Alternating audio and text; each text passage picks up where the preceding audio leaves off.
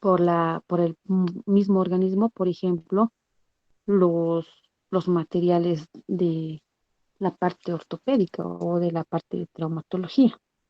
Evidentemente sí hacen una reacción inflamatoria al contacto del material, pero el material es inocuo al organismo, incompatible con la parte de lo que es la pieza a la que se trabajaba.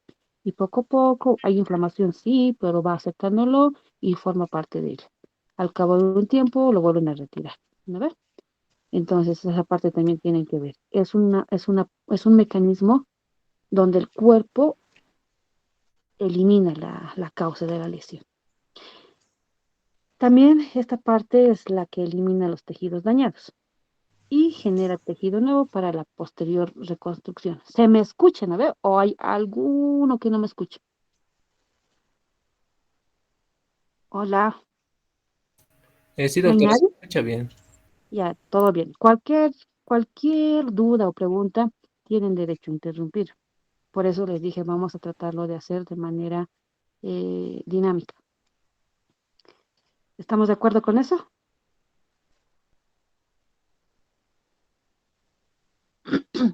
Desde el punto de vista etiológico, pueden existir múltiples causas entre agresiones físicas, químicas y biológicas. Entre las agresiones físicas podemos ver la exposición no sé, a una carga eléctrica. Saben que la carga eléctrica tiene una puerta de entrada y una puerta de salida. Y ese trayecto obviamente va a producir una lesión y posterior una inflamación. El fuego, las quemaduras, ¿no ve? El agua, tanto el agua caliente como la agua congelada te produce la misma lesión, o sea, te produce una lesión y te produce una inflamación. Y entre los agentes químicos que nosotros podemos mencionar está la soda cáustica, entre em, entre lo alcalino y entre lo ácido, el ácido muriático. Estos compuestos comúnmente son empleadas o sea, en la vida diaria. Por eso, digamos, dan un ejemplo. Y en la parte biológica, la reacción inflamatoria puede ser causada por virus, bacterias, parásitos.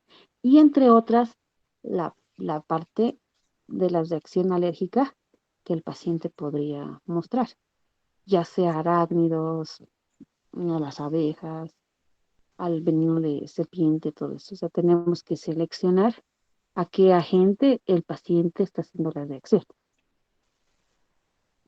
Ya, desde ahora vamos a entrar netamente a lo que es la inflamación. La parte introductoria ya fue. ¿Qué es la inflamación? Es un mecanismo de protección del cuerpo, de cada uno de nosotros, independientemente de la edad, del género, del grupo etario al que pertenece. Cada uno tiene una reacción inflamatoria propia del organismo.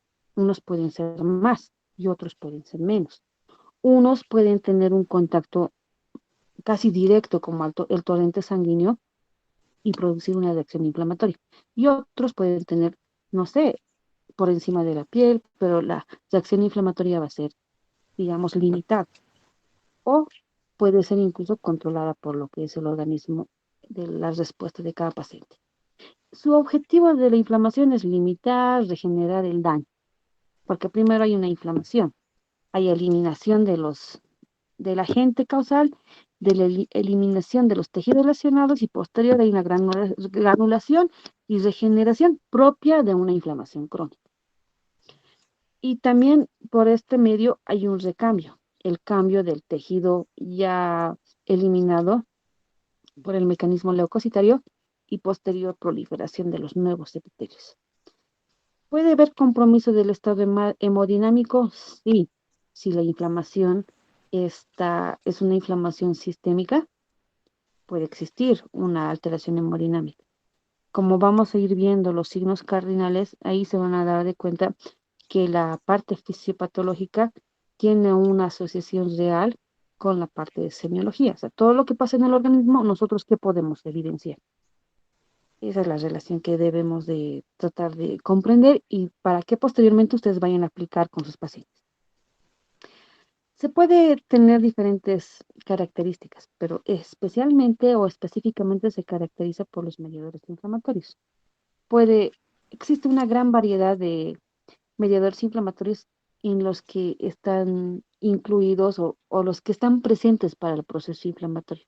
Los más sobresalientes podemos mencionar el sistema de complementos, el factor de necrosis tumoral alfa, el factor vascular de regeneración endotelial, los neutrófilos, los amiloides séricos y los fluidos. Al presentar la inflamación, también pueden presentarse manifestaciones sistémicas o constitucionales, como lo llaman algunas literaturas, como ser las náuseas, los vómitos, el malestar general, la diaforesis, puede estar asociada al proceso inflamatorio. Por eso les digo, si el proceso inflamatorio está delimitado en un segmento específico, o sea, el compromiso, la manifestación sistémica no va a estar comprometida. Pero si la inflamación está comprometida en parte sistémica u órganos nobles, sí vamos a tener una manifestación constitucional de cada paciente, dependiendo la procedencia, el tiempo, el impacto de daño que esté produciendo este proceso inflamatorio. La inflamación y sus signos clínicos. Yo me imagino que ya si ya han tocado el tema de la inflamación en hematopatro, ahora en fisiopatro, quizás algunos grupos ya estén más adelantados, vamos a ver evidentemente 5 signos cardinales. De los 5, 4 son las más antiguas. Ahora estamos hablando de un ciclo después de Cristo, o sea, ya se identificaban estas patologías, ya lo han descrito, mira, hasta la fecha, y estamos en el siglo XXI, imagínense, ya pues ha pasado mucho tiempo. Entre ellos está el rubor. ¿Por qué se va a producir el rubor? Se va a producir porque va a haber una vasodilatación, un aumento de lo que es el fluido a nivel local si estamos hablando de un corte. Solamente imagínense que la inflamación aguda va a estar causada por un corte. ¿Qué va a pasar en ese momento? Va a haber una vasoconstricción, digamos, transitoria, que va a pasar en segundos y posteriormente va a haber una vasodilatación. ¿Qué va a producir la vasodilatación? Va a producir que vea mayor flujo sanguíneo. El aumento de flujo sanguíneo incluso va a estimular que los vasos de menor calibre lleguen a funcionar al 100 y esto va a producir un edema, o sea, un cambio de coloración. Va a estar rojo o rucundo. Y después ese aumento de flujo sanguíneo va a producir incremento de lo que es la temperatura, el rubor o calor.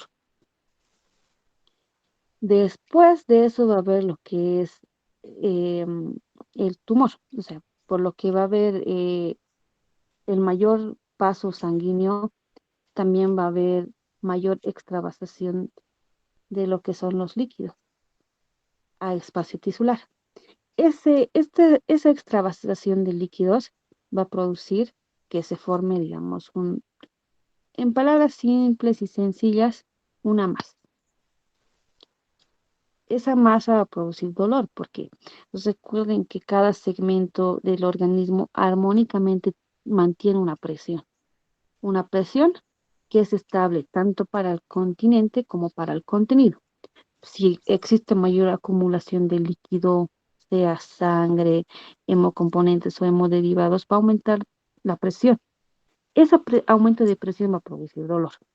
Después del siglo II después de Cristo, se ha incorporado lo que es la impotencia funcional o la limitación de las funcionalidades a causa de los dos últimos puntos que hemos mencionado, de la presencia de masa y de la presencia de dolor. Al hacer los movimientos que comúnmente realizaba el paciente, van a verse limitados por esa misma causa, dolor. Aquí vamos a ver una comparativa entre una inflamación aguda y una inflamación crónica. Si nosotros nos ponemos en mente de la inflamación producida por un corte, que es lo que más, yo me imagino que ha tenido cada uno de ustedes una experiencia, vamos a decir que la inflamación va a ser de inicio rápido. Estamos hablando entre limitación de minutos a horas. Hay literaturas que mencionan 6 horas, 11 horas, pero no va más de 24 horas. Va a ser de corta duración. Se va a presentar, antes se decía, un trasudado con presencia de leucocitos a predominio neutrófilo. Pero actualmente se ve en boga y hay literaturas que dicen hay exudado de líquidos con componentes plasmáticos. Ahí va la parte que ustedes deben ver, o sea, anatomopatológicamente, que el exudado plasmático va a haber la presencia de leucocitos y neutrófilos.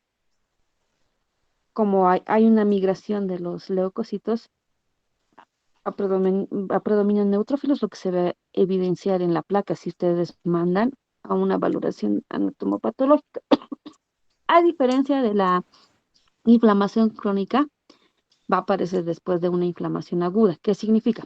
Si la inflamación crónica, la cascada de la inflamación eh, no ha sido cortada, la inflamación va a seguir esa misma cascada en horas, en días, en semanas, en meses. Esa inflamación aguda que no ha sido controlada en su momento va a volverse una inflamación crónica. O también puede tener una inflamación insidiosa. ¿Qué significa? Que anteriormente existía, pero el cuerpo lo ha delimitado y posteriormente ha vuelto a presentar y no, el cuerpo no lo ha podido delimitar. O sea, no ha podido controlar ese proceso inflamatorio.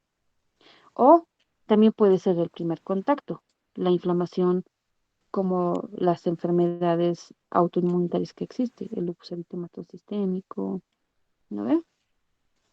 Esta inflamación va a ser de larga duración. Va a haber la presencia de linfocitos, o sea, en la parte anatomopatológica vamos a encontrar los linfocitos, los macrófagos, las células plasmáticas, va a haber proliferación de nuevos tejidos vasculares, o sea, va a haber una neovascularización, también va a haber una formación de tejido fibroso.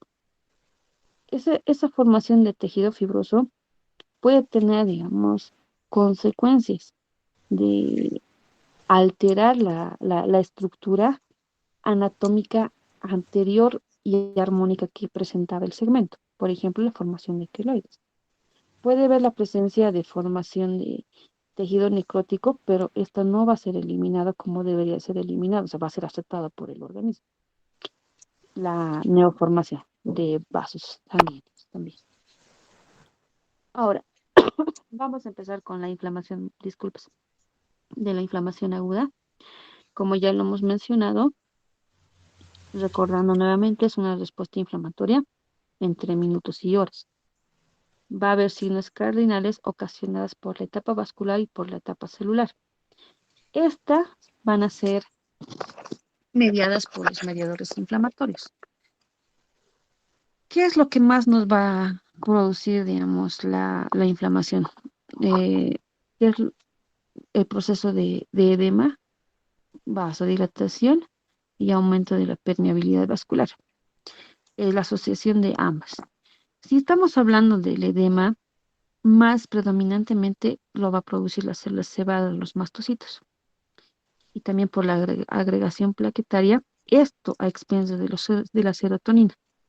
Y también podemos encontrar o podemos ver que la inflamación va a ser causada por las células inflamatorias, por el sistema activador plaquetario, por las prostaglandinas, incluso por los leucotrienos. Y la vasodilatación, como ya bien sabemos, va a ser causada por la histamina. También va a estar el sistema de complemento 3 y 5A, la bradicinina y las prostaglandinas, y el óxido nítrico también. Y en la parte del aumento de la permeabilidad también va a estar presente la histamina, la serotonina, como en la parte del edema, los mismos complementos que hemos mencionado y los leucotrienos. Ahí van a ver un proceso por la cual se va a producir la inflamación de manera, digamos, molecular. La inflamación aguda es una reacción temprana de los tejidos locales y los vasos sanguíneos, con el objetivo, digamos, de eliminar el agente que está lesionando el segmento. Va a tratar de delimitar que el daño no se vaya a profundizar, va a delimitar para que pueda expulsar al agente causal.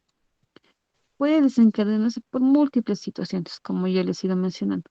Puede ser de causa infecciosa, viral, bacteriana, reacciones inmunitarias, como por ejemplo los injertos. El halo injerto es mm, es la obtención de lo que se va a injertar del mismo organismo. Eso no produce, digamos, una reacción inflamatoria masiva, pero sí, porque va a haber una agresión. Pero la, la parte del injerto de otro donador, esa sí va a causarte la reacción inflamatoria. Es la parte de la inmunidad que tiene que ser aceptada. O también los lupus eritematosos, la parte de la artritis reumatoidea. La parte traumática puede ser causada por lesiones cortantes y penetrantes, un asalto, por ejemplo. El, con el material con el que te producen la lesión, no sabemos si está limpia, estéril, difícil, ¿no? Que te vengan a lesionar con un material estéril. Pero de la misma manera, si te producen con un material estéril como en un procedimiento quirúrgico, también va a haber respuesta inflamatoria porque estás seccionando. Y los agentes físicos, como ya lo hemos mencionado, pueden ser químicos y las necrosis tisulares, que puede ser causada por diferentes patologías.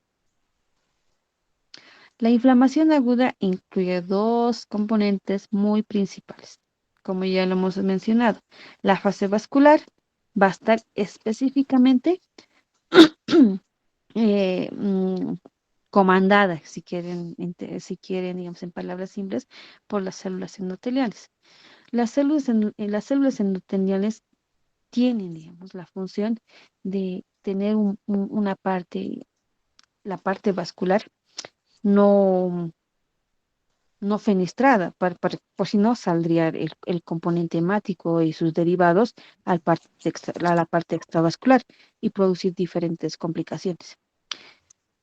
Tiene sus funciones y también tiene la acción o la función de iniciar el proceso, la cascada de inflamación.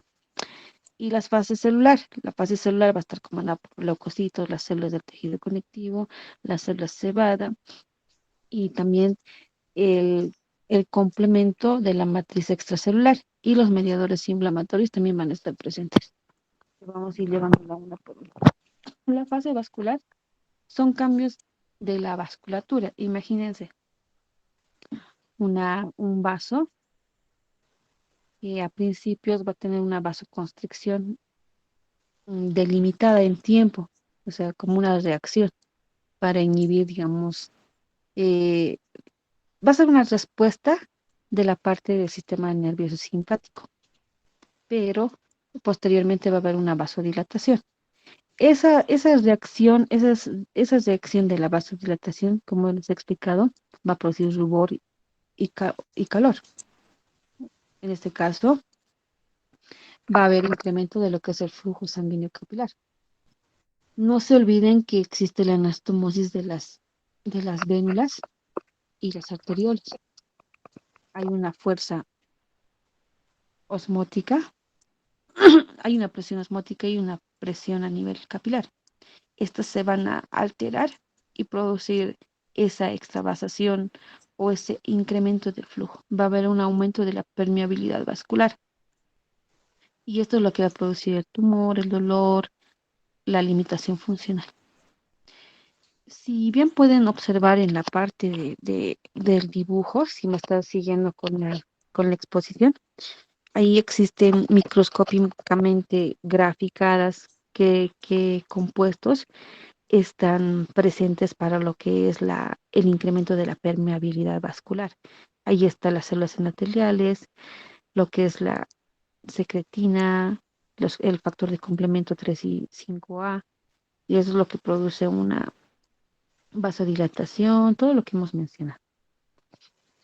La fase vascular también va a estar asociada a la éstasis del flujo sanguíneo. ¿Qué significa eso? Va a haber una mayor actividad de flujo donde la coagulación se va a ver incrementada porque va a haber una conglomeración, el conglomerado, digamos, va a ponerse una sobre otra las plaquetas. ¿Con qué objetivo? Con intentar producir una pared o generar una pared donde va a intentar delimitar la salida o la penetración del agente causal. Y al ver esto, los hemocomponentes se van a ver alterados en esa región.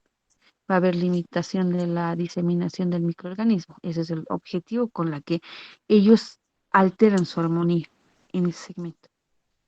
Disminuye al agente agresor o delimita, diluye, lo que sea.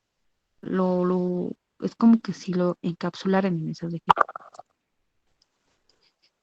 En la fase celular podemos ver la provisión de los leucocitos al sitio donde va la lesión. Esto va a ir ¿para qué? Para defender al hospedero. Va a haber reclutamiento facilitado de los leucocitos. ¿Qué significa eso? Va a haber una disminución de flujo sanguíneo por la alteración o la modificación vascular que nosotros hemos mencionado en la región donde está produciéndose la inflamación. En este caso estamos hablando de una inflamación localizada, no generalizada, porque la generalizada ya nos muestra, digamos, todo lo que estamos mencionando a nivel sistémico, como lo que se produce cuando transfunde sangre sin hacer una compatibilidad o RH, el paciente llega a la sangre y produce una inflamación, digamos, rápida. Y todo lo que estamos mencionando produce de forma sistémica, por eso el paciente se choquea y fallece, ¿no? La transfusión es tanto peligrosa. El contacto con el fármaco en primera instancia también es peligroso. Las reacciones anafilácticas que cada paciente puede presentar. Lo que estamos hablando de una región, pero imagínense eso a nivel sistémico. La depresión de la presión arterial pues es masiva, la taquicardia y posterior bradicardia. Entonces hay un paro cardiorrespiratorio. Eh, va a haber disminución del flujo sanguíneo y la marginación de los leucocitos en el vaso. También va a haber la parte de la adhesión, de la migración, que va a ser facilitada por las moléculas de adhesión, como las integrinas y las lectinas. Va a ser como que ya tuviera una señalización para que los leucocitos vayan a llegar al sitio específico. La quimiotaxis orientada. También va a haber mediación por los gradientes químicos. La secuencia de los sucesos puede ser modificada, pero la mayoría de la literatura la nombra de la siguiente manera. Va a haber una marginación, una adhesión de los leucocitos al endotelio, va a haber una migración leucocitaria a través del endotelio. Como ya hemos mencionado, la histamina va a producir un aumento de la permeabilidad del factor de complemento 3, 5A, y también la serotonina va a producir un aumento va a producir un aumento, un incremento de la permeabilidad endotelial. Va a haber una migración leucocitaria. Va a haber una quimiotaxis leucocitaria, sí, ¿para qué? Para poder destrozar el agente causal que está produciendo esta inflamación. Va a haber actividad leucocitaria y fagocitosis también. Si no, no va a haber delimitación o eliminación del agente causal. La marginación y la adhesión al endotelio, ¿cómo se produce? La migración de los leucocitos a través del endotelio se produce por medio de la reducción de la velocidad de migración. También se produce por la reducción de la velocidad de flujo en la región. Va a haber una separación de las células endoteliales.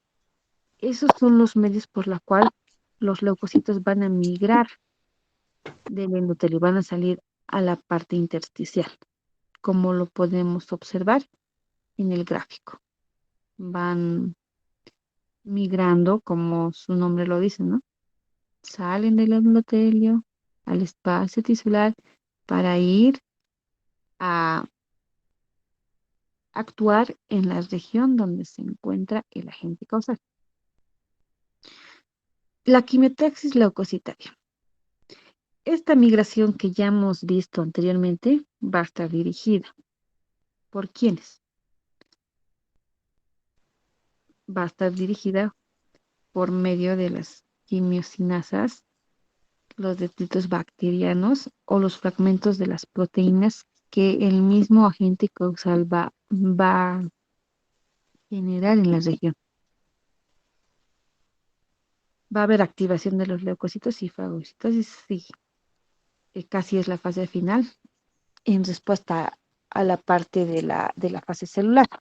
Se van a activar para degradar o fagocitar.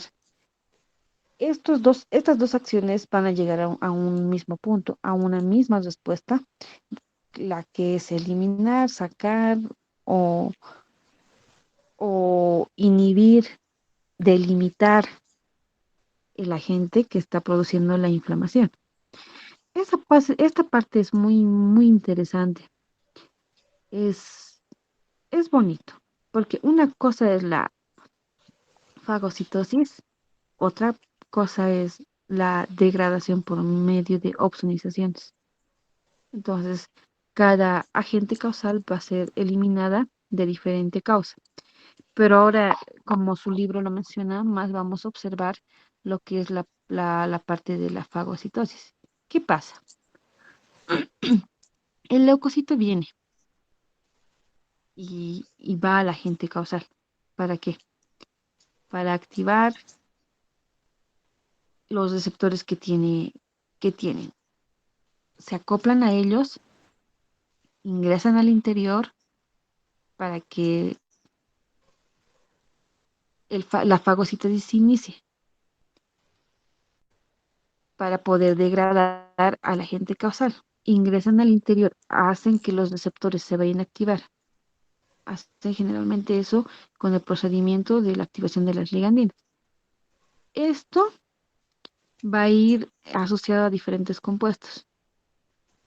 La fagocitosis va a haber un proceso donde el lisosoma se va a unir con el fagosoma para formar un fagolisosoma. En el interior hace que se forme como un halo y sufra un encapsulamiento en el interior. ¿Eso para qué? Para poder delimitar y empezar a consumir a la gente que está produciendo la inflamación.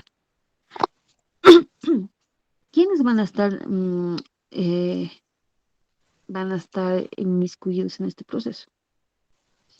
Los mediadores inflamatorios. Los mediadores inflamatorios van a estar presentes en el plasma. ¿Quiénes?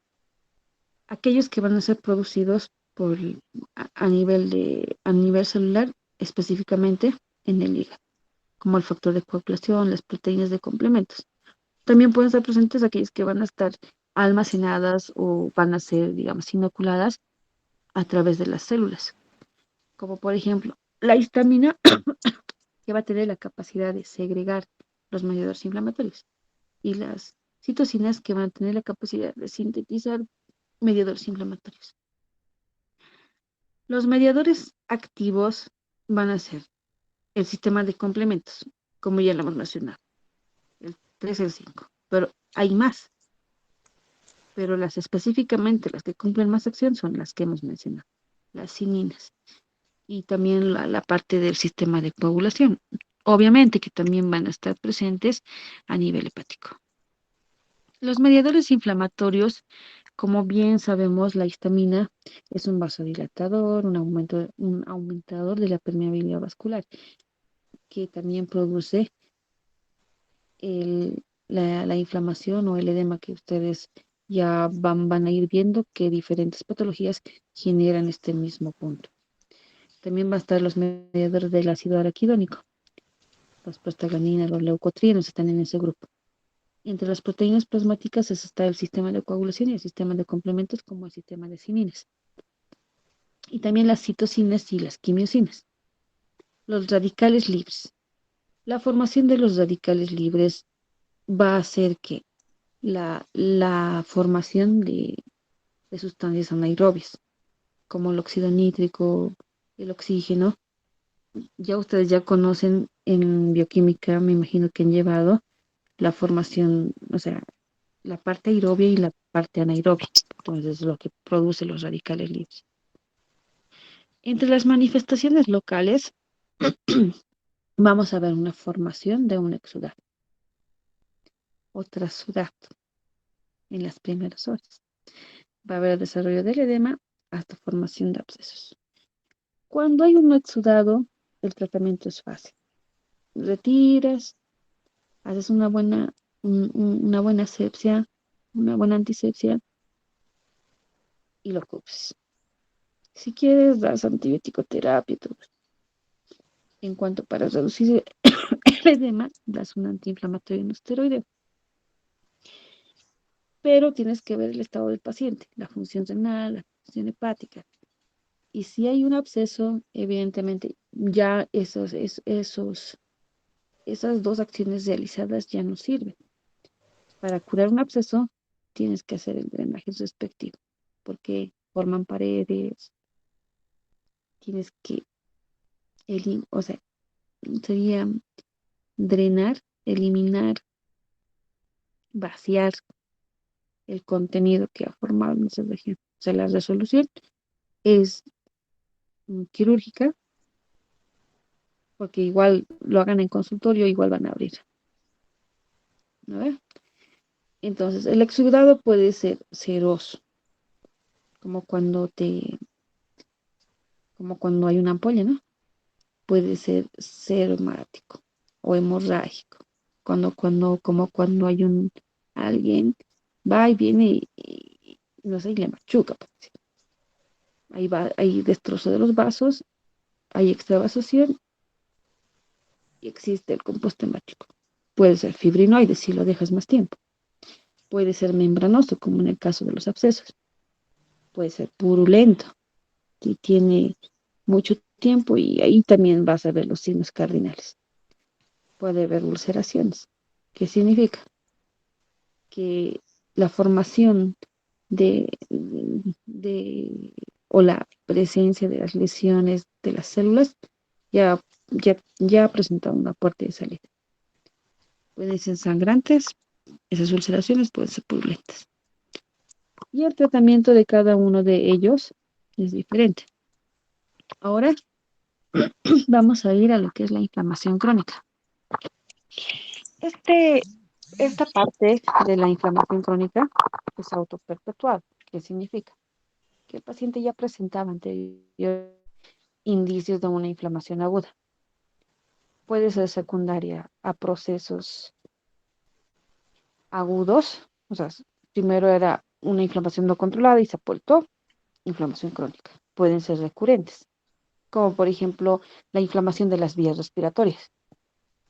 Un niño tiene derecho a resfriarse de 5 a 8 veces por año. Las vías respiratorias se inflaman y eso es un proceso inflamatorio recurrente. Pueden ser progresivos, ¿como cuáles? Como la artritis reumatoidea. De inicio se imposibilitan las articulaciones menores de las manos, no es controlada porque el tratamiento de la artritis reumatoidea es un tetraasociado. Unos medicamentos que paran la inflamación, otros medicamentos que paran el avance o la replicación del agente causal, otros que tratan de regenerar la parte neural, otros que tratan de calmar el dolor, por eso es un tetraasociado. ¿No ve? Entonces, también puede haber de respuesta súbita, como las que ya le hemos mencionado, la intolerancia o mm, como las que se ven en las reacciones anafilácticas. Las reacciones anafilácticas, nada más y nada menos, es la inflamación de los segmentos de los principales órganos. La vía respiratoria es la que más comanda, ¿no? Y en esta parte de la respuesta súbita, en la parte de lo que es la anafilaxia, no olviden que no solamente la penicilina te puede producir anafilaxia. Los estudios de Cochrane últimamente publicados, la causa de una anafilaxia masiva la mencionan como o sea, el primer punto, el primer tope está en los anestésicos locales. ¿Qué significa? La lidocaína no puedes infiltrarla, digamos, fácilmente en cualquier persona. Luego, posteriormente, están al látex, porque cuando vas a una cirugía, o sea, les estoy hablando de la clasificación de los que les puede mandar al otro mundo, o sea, los que puede hacer que el paciente vaya a fallecer. Por ejemplo, la alergia al látex. Todos los cirujanos van a usar guantes de látex, ¿no ve? Van a hacer el corte, van a ingresar directamente a lo que es el torrente circulatorio. La reacción va a ser mayor. Como tercer punto está los elementos o los hemocomponentes. Después está lo que es la reacción a los medicamentos, antibióticos, todo eso. Por eso esa es una reacción, un ejemplo de una reacción inflamatoria súbita. Las características anatomopatológicas que vamos a observar es la presencia de los macrófagos, linfocitos, proliferación de los fibroblastos. ¿Con qué riesgo? Con el riesgo de que se pueda alterar la arquitectura del segmento por la alteración de la cicatrización. Incluso puede producirnos deformaciones, como los queloides. Por ejemplo, los queloides, que son masivos en miembros superiores formadas por una quemadura, por decir, ya pues limitan incluso la movilidad, la funcionalidad del segmento. Eso estamos hablando en un segmento que nosotros podemos observar. Pero imagínense que esto produzca, esta alteración de la arquitectura se produzca a nivel de esófago, a nivel de las vías aéreas. Eso es lo que les va a producir, digamos, una alteración en la funcionalidad. Y por esas alteraciones van a haber consecuencias, digamos, posteriores que va a producir a los pacientes delimitar, disminuir, incluso va a tratar de que la calidad de vida se vea comprometida. Si un paciente hacía, subía, bajaba gradas normal, pero que la vía aérea se encuentre comprometida por esta misma reacción de una inflamación crónica, el paciente va a estar delimitado. El paciente apenas va a poder, no sé, moverse, caminar, hacer y posteriormente va a haber una lesión a nivel cardíaco. Y esa insuficiencia cardíaca que probablemente vaya a producir va a ser secundaria. ¿A qué? A la parte ventilatoria, a la eritrocitosis, todo eso tiene que ver. Por eso los pacientes siempre van a tratar de venir por una alteración, pero no va a ser lo único. Van a hacer estudios, interconsultas, van encontrando nuevas cosas. La parte de la inflamación crónica inespecífica, que es una de las clasificaciones de la inflamación crónica, tiene las siguientes características. Va a haber una acumulación difusa de los macrófagos y los linfocitos. Va a haber la presencia de quimiotaxis, la formación de fibroblastos y la formación posterior de cicatriz, como ya les iba mencionando. Esta cicatriz no va a ser, pues, no va a ser igual como cuando no existía una inflamación, como por ejemplo las estenosis luminales a nivel gastrointestinal van a delimitar el paso o sea, de las cosas que el paciente pueda ingerir. La inflamación granulomatosa es una de las clasificaciones con las que se puede evidenciar una inflamación crónica. Va a ser propia de una enfermedad crónica. Como ya le hemos venido mencionando, la inflamación crónica más característica y más evidente que vamos a presentar o poder apreciar en nuestro medio va a ser la artritis reumatoidea a predominio femenino. Va a haber la formación de granulomas, las que van a estar relacionadas con cuerpos extraños, por ejemplo, no sé, una bala presente en el organismo que no ha sido eliminado. Alrededor de ellos va a haber la presencia de la formación de un halo, como cuando se evidencia en aquellos pacientes que tienen un dispositivo que se descoloca para que puedan cumplir diferentes funciones.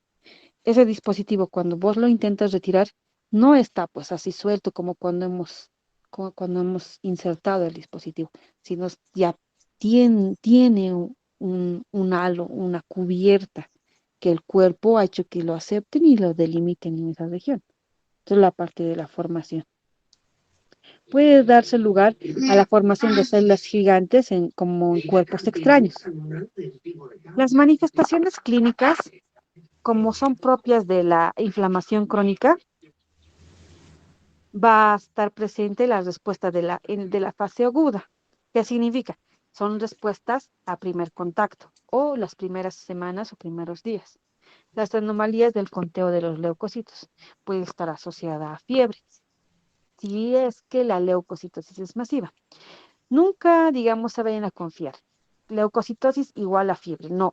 Cuando hay un extremo masivo de formación de leucocitos, ya también puede existir lo que es la hipotermia.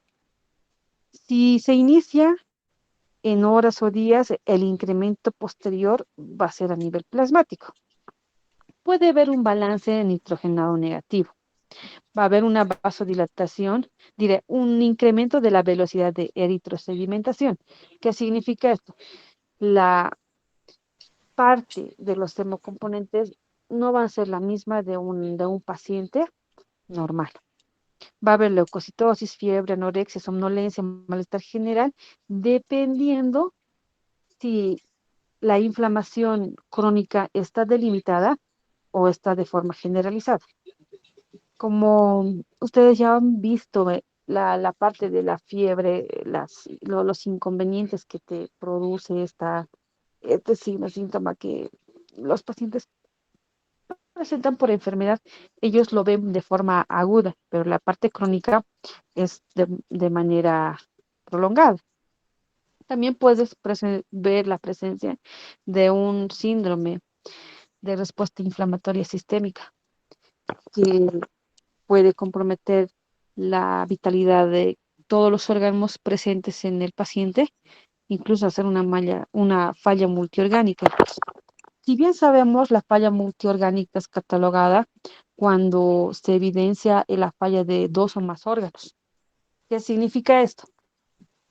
Si el paciente viene con una hepatopatía que se evidencia en lo que es la coagulación, un sistema ya está alterado. Y más aún, el paciente viene y ya es un portador de oxígeno, sin aporte de oxígeno, satura 60 y con aporte mejor a 85, va a haber un sistema alterado. O sea, ya la coagulación y la parte respiratoria se encuentra alterada. Ya estamos ante una falla multiorgánica. La respuesta leucocitaria va a ser muy diferente en cada uno.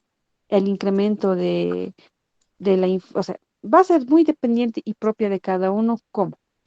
Uno, la defensa de cada paciente, del organismo de cada paciente, no es igual en un paciente sano, bien alimentado, a diferencia de un paciente inmunodeprimido o un paciente que tiene múltiples patologías y no es tratado. Va a depender también del incremento de las infecciones, si es bacteriano o viral. Entonces, ¿qué podemos evidenciar? Si existe neutrofilia en el examen hematológico que nosotros vamos a solicitar, podemos estar ante una infección aguda. Si encontramos eosinofilia, o sea, va a haber eosinófilos mayor a 3, que es el límite superior. Podemos estar ante una parasitosis o ante un proceso alérgico que el paciente está sufriendo en ese momento. Si va a haber neutropenia, linfocitosis, leucopenia, puede ser una causa viral. Y si además va a haber la formación de linfedemas, podemos estar en respuesta a una reacción inespecífica o inmunitaria. Y si es que vamos a ver una adenomegalia, más es doloroso o no doloroso, podemos estar ante un proceso neoplásico. ¿Hay alguna duda o pregunta? Con eso yo creo que hemos visto, o sea, de forma detallada la parte de la inflamación aguda y crónica. Buenas noches. ¿Hay Buenas alguien noches, en el doctora. grupo? Hola. Sí, Díganme, doctora. ¿dudas o preguntas?